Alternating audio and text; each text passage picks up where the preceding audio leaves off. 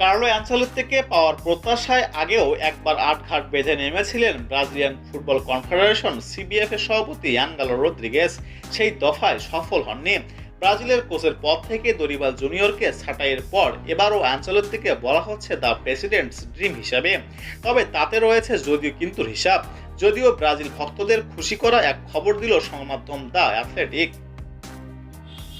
তাদের দাবি ধারণা করা হচ্ছে খুব শীঘ্রই রিয়াল মাদ্রিদের প্রধান কোচের পদ ছাড়তে যাচ্ছেন আনচেলত্তি, আর তার পরবর্তী গন্তব্য হতে চলছে ব্রাজিল।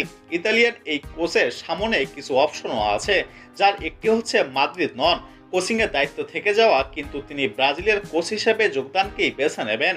গত মার্চ থেকে তার বরখাস্ত হওয়া দরিবাল জুনিয়রের জায়গায় কাউকে স্থলাভিষিক্ত করতে যাচ্ছে।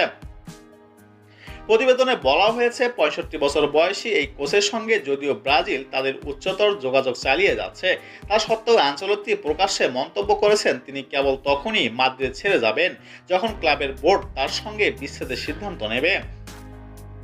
তবে এরই মধ্যে রিয়াল মাদ্রিদে সফর করেছেন ব্রাজিলের প্রতিনিধি দল। চলতি সপ্তাহেই উভয় পক্ষের সাথে সাক্ষাৎ হওয়ার কথাও রয়েছে তাদের।